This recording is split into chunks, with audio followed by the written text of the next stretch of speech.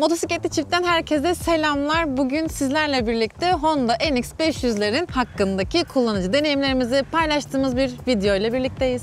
Biliyorsunuz bir önceki serimiz Sürmek Lazım serisiydi ve bu gezi deneyimini biz Honda NX500'lerle birlikte yaşadık. Merak ettiğimiz motorlardı ve Antalya, Alanya Motor ve Ataberk Motor'dan 2 tane test motoru alarak bu geziyi tamamladık ve bu deneyimi sizlere dürüst olarak beğendiğimiz, beğenmediğimiz her şeyi şeffaf bir şekilde, dürüst bir şekilde anlatacağımıza söz veriyoruz ve şimdi bu motorlarla ilgili deneyimlerimizi aktarmaya başlayalım. Başlayalım. Evet, çok teknik bir inceleme olmayacak. Bu biraz daha böyle bu motosikletlerle alakalı deneyim paylaşım videosu olacak ama hemen baştan söyleyeyim. Burada gördüğünüz motor bloğu size 47 beygir ve 43 Nm tork sunuyor. Bihter'in oturduğu sele 83 santim ve yerden yüksekliği de motorun 180 mm. Onun haricinde 196 kilogram ıslak ağırlığı var. Frenleri Nissin, önde çift disk, arkada tek disk, Nissin fren sistemleri var. Büyükçe bir deposu var burada. Bu gördüğünüz yakıt tankı da 17,5 litre. Uzun yolculuklarda yaklaşık 400 kilometreye yakın bir menzili var. Ortalama yakıtta 4,3 civarında ilerledik biz bu turda diyerek böyle kabaca teknik özelliklerinden bahsetmiş oldum. Şimdi gelelim bu motorla ilgili edindiğimiz deneyimlere. Evet, deneyim nasıl başlar? İlk motora bindiğiniz andan başlar. Bu videonun artısı hem Emre'nin ayrıca deneyimlerini hem benim deneyimlerimi öğrenmiş olacaksınız. Bir kadın bir erkek farklı boy ve kilolarda, farklı dinamiklerdeki sürücü tiplerinden iki farklı artılar, eksiler ve kullanıcı sürüş deneyimlerinden bahsedeceğiz. Sırayla Emre'ye de soracağım, kendim de cevap vereceğim. İlk oturduğumda ben 1.75, 1.74 aslında boyundayım. Şu şekilde iki ayağım aynı anda tam topuklarım değmiyor. Çok küçük bir fark kalıyor. Ama bu sizin mevcut boyunuzla alakalı değil, aslında bacak boyunuzla alakalıdır. Emre'nin verdiği verilere göre de kolayca hakim olabileceğiniz bir yol motosikleti olarak ben bu motoru değerlendiriyorum. İlk bindiğim zaman motosikleti ekranı açtığımda beni burada bir Honda logosu karşılıyor. 5 inçlik TFT bir ekranla karşınıza geliyor. Ekran güzel, yeterli geliyor en başta. Sonra diğer özelliklerinden bahsedeceğim. Fakat bu menüye hiç girmeden burada gidonda sizi karşılayan ve kolayca kapatabildiğiniz bir traction kontrol sistemi var. Şöyle göstereyim ben de. Bak, buradan şöyle yapıyorsunuz, kapanıyor. Şöyle yapıyorsunuz, açılıyor. Bu kadar. Ayrıca, motorda en sevdiğimiz şeylerden birisi bu traction kontrol Honda sistemi. artık buradaki menüleri kolayca oynayabileceğiniz bir joystick sistemine geçmiş bulunmakta. Buradan ayarlıyorsunuz. Burada görmüş olduğunuz sistemle de telefonunuzu aslında ekrana bağlayabiliyorsunuz. Onu bir uygulama yardımıyla yapabiliyorsunuz. Hemen hazır buradayken ekranda hızlıca göstereyim. Şöyle menüyü sağa kaydırdığınızda biraz parlıyor. Şöyle daha iyi. Şurada hangi bilgiler var? Trip A, Trip B, işte ortalama yakıt tüketimi, ortalama hız gibi standart veriler var. Burada baktığınızda A, B'yi sıfırlıyorsunuz. Bir alt menüye geldiğinizde ayarlar açılıyor. Burada işte vites atma noktasını ayarlıyorsunuz. Trip A'yı otomatik sıfırlama özelliği var. Yakıt aldığınızda bir tane trip verisini otomatik sıfırlıyor. Ve kaç kilometre gittiğinizi o depoyla görebiliyorsunuz. İşte burada ekran ayarları, favori bilgileri, genel tarih ve saat vesaire böyle servisle ilgili bilgiler var. Evet, olanlar bunlar. Olmayanları beğenmediğimiz noktalar kısmında söyleyeceğiz size. Onun haricinde yine burada sizi bir dörtlü marş falan karşılıyor. Burası zaten klasik ama böyle bir motosiklette dörtlülerin olması zaten önemli bir şey. Sonra geliyoruz aynalara. Aynalar arka tarafı gayet güzel gösteriyor. İstediğiniz açıda ayarlayabiliyorsunuz. Yine ekranın üzerindeki hemen burada bir navigasyon ya da GPS barı diye tahmin ettiğim bir bar var. Buraya istediğiniz telefon tutucu falan aksesuarları bağlayabiliyorsunuz ve burada görmüş olduğunuz camda bazı yolculuklarda yetse de yine de eğer boyunuz uzunsa size kısa kalabilir. Yani rüzgar kaskınıza patlayabilir diye düşünüyorum. Ama bu benim için yeterli mi? Evet, çünkü benim kendi motosikletim zaten sıfır cam olduğu için bu bana ekstra lüks bile kalıyor. Sıfır cam derken cam yok. Hani hiç yok. Sıfır. Çakmaklık girişini sonradan buraya alabiliyorsunuz. Buraya da sonradan sis farı düğmesi takılabiliyor. Sis farı düğmelerini buradan tekrar ayarlayabiliyorsunuz. Motosikletin oturuş pozisyonuna gelecek olursak aslında ben bu motosikleti almadan önce, test etmeden önce farklı bir noktada konumlandırıyordum. Sürdükten ve test ettikten sonra motosiklet hakkındaki düşüncelerim, yani konumlandırdığım nokta aslında değişti. Önceden bu motosikletin biraz daha %50 arazi, %50 yol olarak düşünmüştüm. Hayal ediyordum. Sonra sürdükten sonra oturuş pozisyonunun biraz daha spor tarzda oluşu, bu kollarımın duruşu, yani motosiklette sürücünün konumlanması itibariyle, zaten tasarımı, görünüşü itibariyle biraz daha spor, biraz daha yol, biraz daha tur yolculukları için olduğunu düşünmeye başladım. Yani evet, stabilize bir yol gördüğünüzde dönmenize gerek yok. Hatta keyfi olarak da girebilirsiniz. Motosiklet size bunu sunuyor ama oturuş pozisyonunda da bu şekilde arazi sürüşlerinde eğer ben ayağa kalkayım derseniz 1.73-1.74 boylarında benim için uygunken Emre için olaylar biraz daha karışık oluyor. Yani oturuş pozisyonu itibariyle biraz daha spor bir motosiklet gibi size hissettiriyor. Sele'de de aslında çok rahat bir sele değil ama çok rahatsız bir sele de değil. Burayı birlikte anlatmak istiyorum. Ben de katılmak istiyorum. Ayarlanabilir sele var mıydı? Onu da söyle. Sele'de şöyle bir şey. Ben mesela aksesuarlarında var mı bilmiyorum ama ben tek parça sele olmasını sevmedim. Çünkü tek parça sele olduğu için o yapısından dolayı inersen göstereyim. Tamam. Bu arada çantalar var. Kusura bakmayın. Bunlar da biz şu an turdan döndüğümüz için çantalarıyla birlikte gösteriyoruz. Bu çantalar Giant Loop'un Honda ile alakası yok. Türkiye'de satışı yok. Amerika'dan getirttik. Keşke olsa ama fiyatı çok pahalı, bilginize. Şimdi seleye geldiğimizde bu tek parça sele ya aşkım. Ben bunun hani çift parça olsaydı, sanki şuradan bölünmüş olsaydı burayı daha böyle konforlu yapabilirlerdi diye düşünüyorum. Evet.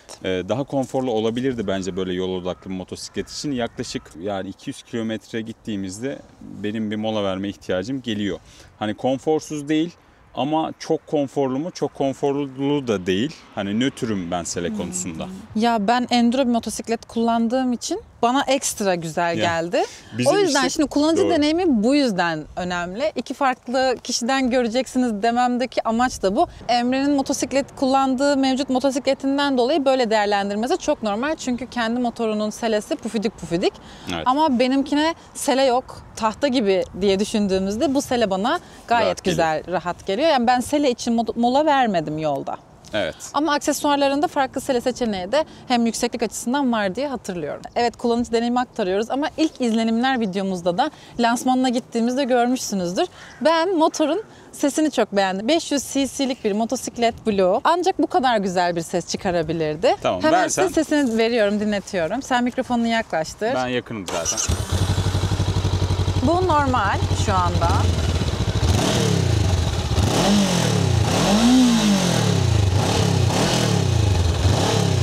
Evet. Bu ses bence 500'lük bir motosiklet için gayet güzel, gayet dikkat çekici. Çift silindir bu arada. Evet, çift silindir, sıvı soğutmalı bir motosiklet olduğunu zaten biliyorsunuzdur. Almayı düşünüyorsanız bu videoyu inceliyorsunuzdur. Motosikletin aydınlatması da gayet yeterliydi yolda. Hem gece hem gündüz sürüşleri yaptık. Onda da bir problem yaşamadık. Ben bir tek gece sürüşlerinde, virajlarda ilk Patara'dan giderken bir gece sürüşü yaptık ya. Virajda mesela kenarların biraz daha iyi aydınlatmasını isterdim diyen bir kullanıcı görüyorsanız bu kullanıcının kendi kullandığı motosiklette arkadaşlar, viraj aydınlatması vardır. Hayır ya, onunla alakası yok. Şeyden dolayı diyorum. Bak, bunun yapısı böyle düz ya. Çok iyi aydınlatıyor. Gerçekten önünü görüyorsun. Hiçbir sıkıntı yok. Virajda da ya daha iyi olabilirdi diyorum. Ben beklentisi yüksek bir adamım, o yüzden. O zaman şuna geçelim. Bir senin açından bir de benim açımdan beğendiğimiz, birlikte beğenmediğimiz. sırayla aynen böyle ve tak. en sonunda bu motosiklet kimler için uygundur? Yani bu motosikleti kim alır? Buna geçelim. Tamam. Şimdi Evet, nelerini beğenmedin? Önce ben sana sorayım. Gel. Tamam. Bu motosikletin nelerini beğenmedin? Nelerini beğenmedim? Tamamen dürüst bir şekilde bütün deneyimlerimi aktarıyorum. Beğenmediğim noktalardan biri, çift silindir olmasına rağmen ben elciklerde titreşim hissettim. Ben titreşime okeyim bu arada, sıkıntı yok. Hani konforsuz motosiklet kullanmaya alışkın olduğum için titreşimde problem yok. Beklerim de olsun da. Ama yani çift silindirde sanki tek silindir titreşimi gibi bir titreşim hissettim ellerde. Hani selede ve depoda bunu hissetmiyorsun ama elciklere birazcık geliyor sanki. Bu daha az olabilirdi. Sırf bu yüzden bu motor alınmaz der miyim? Demem. Ama az daha böyle titreşim konusunda çalışsalardı daha iyi olurdu. 2. Burada gördüğümüz ya en azından bir çakmaklık çıkışı olsaydı, hani telefonumun şarjı benim çabuk bitiyor. Çözüyorum ben onu, sıkıntı yok ama Bir çakmaklık çıkışı olsaydı, telefonumu işte powerbank'imi vesaire bir şeylerimi şarj edebileceğim bir soket olsaydı güzel olurdu. Ekstra alabiliyoruz ama keşke ekstra almasaydık. Sürüş modları olabilirdi. Hani motosiklete baktığınızda çünkü böyle motosiklet, yani hani bu Honda'nın çok keyifli, güzel bir motosikleti. Ama sürüş modu da olsaydı keşke. Kapatılabilir bir ABS olabilirdi. O yok. Yani aslında donanımsal olarak biraz eksik geldi bana motosiklet. Bunlar bazı noktalarda olumsuzluk yaratırken bazı noktalarda da basitleştirmiş olma anlamında olumlu bir özellik oluyor. Çünkü hani böyle bir yolculukta başınızı ağrıtacak unsurlar da bu şekilde azalmış oluyor. Dolayısıyla belki Honda bunu düşündü. Belki işte daha ekonomik olsun diye bunları koymadı ama bence bunlar olsaydı daha güzel olurdu. Başka beğenmediğim ne özelliği var? Ekranda hava sıcaklığını göremiyorum. Eğer benim kusurumsa kusura bakmayın. Ama ben baktım böyle dış hava sıcaklığını görebildiğim bir ekran göremedim. O da olsaydı çok güzel olurdu. Onun haricinde benim beğenmediğim bir özelliği yok motosikletin. Okey. En çok neyini beğendin? Neden bu motosiklet tercih edilir? Bu motosikleti deneyimlediğim süre boyunca en çok beğendiğim şey yoldaki akışı oldu. Doğru, evet. Abi yolda çok smooth. Hani İngilizce kelime kullanmayayım, kızarsınız belki. Yolda çok böyle güzel akıyor Akışkan. motor. Çok akışkan. Hani akışı çok iyi. Yolda böyle Gidişi iyi. Gidişi güzel. Böyle çok rahat, hani böyle basayım Kars'a gideyim motoru gibi motor. Gerçekten öyle. Selesi tabii, o sele kısmını da az önce söyledim. Selesi çift parça olsaydı ve biraz daha konforlu olsaydı bunu da beğenmediğim özelliklere ekleyebilirsiniz. Ama bu akıştan ve işte o yoldaki süspansiyon sisteminden dolayı bana okey geliyor. Arazide biraz kullandık motosikleti. Sert arazilere kesinlikle önermem. Ama stabilize yolda da gayet giden bir motosiklet. Tabii ki yol odaklı olduğu için arazi kısmını %15, %20 gibi düşünebilirsiniz bir motosikletin. Ön jant 19, arka 17 ama süspansiyonları arazi için değil. Bunu söyleyebilirim. Ama yoldaki akışı, gidişi gerçekten çok güzeldi. Onun haricinde sesini çok beğendim. Oturuş pozisyonunu beğendim. Kısa boylular için de rahat hakim olabilecekleri bir motor. Benim dizlerim bayağı kırılıyor hatta oturduğumda ki oturayım. Şöyle gördüğünüz gibi benim boyum 1.87. Gördüğünüz gibi ayaklarım tamamen yere sağlam basıyor. Ağırlık dengesi bir tık yukarıda ama problem yaratacak derecede değil. Dengesiz bir motosiklet değil. Yolda, düşük hızlarda, ışıklarda böyle bir denersin ya. Denedim, gayet güzel. Menü tuşlarını beğendim. Burada basit, kullanımı kolay. Tuş kaliteleri güzel. Honda'nın klasik kalitesi zaten. Ben Africa de kullanmıştım eskiden. Onun üstüne hatta bu tuş takımı güzelleşmiş. LED aydınlatması güzel. Virajları biraz daha iyi aydınlatabilirdi. Onun haricinde bu cam benim için yeterli değil. Yol odaklı kullanıcılar için söylüyorum. Benim için cam olmasa da önemli değil bu arada. Ben kulak tıkacı kullanıyorum zaten ama cam hani standart 1.75, 1.80 insanlar için yeterli olurken benim gibi biraz daha uzun boylular için sanki bir tık daha böyle yüksek cam istiyor ama aksesuarlarda var diye biliyorum, füme ve yüksek camı da vesaire vesaire. Yani benim söyleyebileceklerim, lastiklerini beğenmedim. Lastikleri daha iyi olabilirdi. Yani bunun akranlarında mesela Hornet'te çok daha kaliteli bir lastik varken bundaki lastikte Dunlop'ın Trail Max diye bir lastiği. Daha kaliteli bir lastik olabilirdi. Isındığında problem yok ama soğukken size sürprizler yaşatabiliyor. Traction kontrolü birkaç defa hissettirdi bana. Genel olarak kendi açımdan toparlamam gerekirse bu fiyat aralığında gerçekten iyi konumlandırılmış bir motosiklet. Fiyatı şu an 485 bin lira civarı ama bunun sebebi ek gümrük vergileri. Yani ne Honda, ne KTM, ne Yamaha, bunların hiçbirinin aslında bunun altında bir şey yok. Bu fiyatların sebebi maalesef ülkemizdeki yeni gümrük vergileri oldu. Bu fiyat aralığında kendi sınıfında bence tercih edilebilir bir motosiklet ama tabii ki kendinize göre, biz kendi deneyimlerimizi paylaşıyoruz. Sizin deneyimleriniz önemli. Nihai kararı gidip bayilerde test edip kendiniz vermeniz daha doğru olacaktır. Peki son soru, bu motosikleti sence kim alır? Hangi profil bu motosikleti tercih ederse mutlu olur? Başlangıcı geçtim ya da yeni başlayacağım ama iyi bir eğitim alacağım diyenler. Motosikletle ben eşimi de arkama alayım, yolculuk yapayım, uzun yola da gideyim, şehir içinde de kullanayım, her şeye de benim yardımcım olsun diyenler için tercih edilebilecek bir motosiklet. Evet aşkım, senin NX500'de beğenmediğin özellikler ne? Beğenmediğim özellikler değil de keşke olsaydı dediğim, yolda sıkça şey aradım aslında. Quick Shifter aradım ve cruise control aradım. Eğer bunlar olsaydı ya da seçenek olarak açılabilseydi, donanım olarak eklenebilseydi tadından var ya yenmezdi. Çünkü motorun gidişi çok güzel. Bu ekstra olsaydı iyi olurdu. Ben şarj problemi yaşamadığım için öyle bir çakmaklık falan filan. Senin telefon yeni tabii. Umurumda değildi. Ama kendi motorumda da göremediğim gibi bunda da göremiyorum. Bir hava sıcaklığı görmek isterdim. Peki motosiklette beğendiğin özellikler nelerdir Bihter Hanım? Beğendiğim özellikler, bir kere böyle bir motosiklete dörtlü koymalarını çok sevdim. Sık sık benzin almak için durmuyorum. Deposunun bu kadar geniş olmasını, ama bunun haricinde de ağırlık merkezinin çok yüksek olmayışını beğendim. Yani dengeli bir motor olmasını beğendim. Bir kadın kullanıcı olarak motosiklete kolay hakim olabilmek aslında herkesin gözden kaçırdığı ama motosiklet alırken en çok dikkat ettiğimiz şeylerden biri. Ben bu motora hakim olabilir miyim? Düşersem kalkar mıyım? Sorusunun cevabına evet dedirttiği için seviyorum. Egzoz sesini de, motorun kendi sesini de sevdiğimi zaten söylemiştim. Peki bu motosikleti kimler almalı? Bu konuya da senden biraz daha farklı açıda bakıyorum aslında. Bu motosikleti işte ben şehirler arası yolculuklar yapacağım. Ara sıra arkama artçımı da alacağım.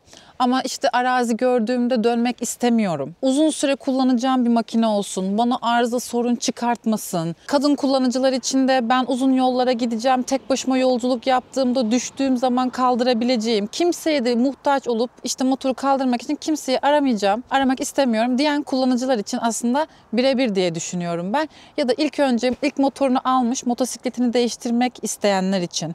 Yani ben biraz daha orta sınıf bir motosiklete geçeyim. Toprak yollarda da gidebileyim ama benim asıl yolum işte böyle asfaltta çok keyifli kullanayım diyecek kişiler için de mantıklı bir motosiklet olduğunu düşünüyorum. Peki kimler bu motosikleti almasın? Ne diye ya ben şunu istiyorum diyenler, ya kimler bu motosikleti Ben dağa tercih çıkacağım, etmesin? vuracağım, kıracağımlar almasın bence mesela. Aklıma bir tek onlar geliyor ama onun haricinde işte bütçe değerlendirmesi yaparak, motosikletin sorun çıkarıyor mu, kronik arızaları var mı diye bakarak, parça kalitesini değerlendirerek. Yani ben ekonomik olarak da mantıklı, yol olarak da daha çok yolda kullanacağım diyecek kişiler için mantıklı bir tercih olduğunu düşünüyorum. Renk olarak da en çok siyahını beğendim. Normalde kırmızıyı beğenirim ama bu motorda siyah rengi çok daha spor, çok daha güzel duruyor. Yani kullanıcı deneyimi diyoruz ya, şu noktada çok önemli. Bu motosikleti işte 2000 kilometre falan neyse yapmadan önce ben işte araziye de giriyorum, yolda da gidiyorum, vuracağım, kıracağıma da gireceğim diyecek kişilere de önerirdim. Çünkü bu Selen'in tek parça olması beni biraz daha aldatırdı. Ama sürünce gördüm ki aslında öyle değil, daha çok yol.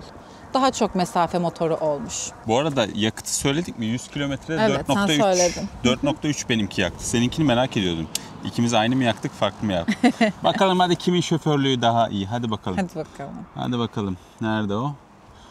Bakıyoruz efendim. Bihter ne kadar yakmış? Türkçe olması memnun güzel. Menünün Türkçe olması da güzel. Bu arada ekranı kurcalarken şöyle güzel şeyler gördüm. Bak burada akü voltajını görebiliyorsunuz. Su sıcaklığı, yani soğutma sıvısının sıcaklığını. Bir uyarı, arıza var mı? Onlara falan burada menünün içine girmek suretiyle görebiliyorsunuz.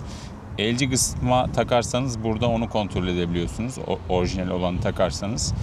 Donanım vesaire. Honda uygulamasıyla zaten ekranı Bluetooth'la eşleştirip bağlayabiliyorsunuz dedik. Evet, ortalama 4.3 gibi bir şey yaktı. 4.2 gibi bir şey yaktı. Daha az yakabilir miydi? Evet, yakabilirdi. Biz biraz yollarda bastık. Onu da söyleyeyim. Hızlanma konusunda 172 mi gördük en fazla? Hızı tavsiye etmiyoruz. Hız zararlı. Hız 172 yapmayın. evet. Hız yapmayın lütfen. Ama biz uygun bir yol koşulunda 172 kilometre hıza çıkabildik bu motosikletle. Konforlu seyir hızını da söylemek isterim aklıma gelmişken. 135 bence. 130 diyecektim ben de. 130-135'ten sonra böyle bir ya daha çıkma diyor motor. Hani çıkmazsan daha iyi gideriz diyor. Ama çıkarsan da çıkıyor. Çıkarsan da gideriz ama diyor biraz böyle yorulabiliriz diyor. Ama 130'da diyor seni Kars'a götürürüm, sıkıntı yok diyor. İvmelenmesi de Hornet kadar atak değil ama gaz tepkisi yeterli mi sollamalarda böyle gayet iyi. Evet. Yeterli yani. Okay, sana güven veriyor. Beygirine, ağırlığına vesairesine göre tam Oranı böyle güzel. optimum bir motosiklet olmuş. Honda'nın ne için alınır zaten? Sorunsuzluğu için alınır. Kalitesi için Kalitesi alınır. için. Servis ağı için alınır. Yani Japon al, kafan rahat etsin hesabı bir mantaliteniz varsa bu motosikleti anlattığımız şeyler çerçevesinde tercih edebilirsiniz. Ama tabii ki ne diyoruz? Gidin bir bayiye test edin. Aynen. Yani biz burada dürüst bir şekilde gerçekten ne hissediyorsak her şeyi şeffaf bir şekilde size paylaşmaya çalıştık. Niyetimiz bu motosikletle ilgili doğru bilgiye sahip olabilin. Tecrübeyi paylaşmak çok kıymetli bu noktada. Yanlış bir karar verip sonradan motosiklet değiştirmek yerine Evet. hepimiz şu an güncel zamanda da zaten araştırıp ona göre alıyoruz motosikletleri. İlla ki birilerine sorup Tabii. deneyimlerini, fikirlerini soruyoruz. Bu da bunun işte kolay yolu. Yorumlarda bu yüzden fikirlerinizi ya da sormak istediğiniz, bizim söylemeyi unuttuğumuz şeyler varsa lütfen belirtin. Özellikle motosikletin sahibi olan, kullanıcıları olan varsa daha iyi bir deneyim olur. Tabii. Biz bu motosikletleri bu arada bir haftadır yaklaşık 1500 kilometreyi aşkın süredir deneyimliyoruz. Kullanıcısı değiliz. Dolayısıyla belki yanlış hissettiğimiz şeyler de olabilir ama mümkün mertebe hislerimizi paylaştık sizinle.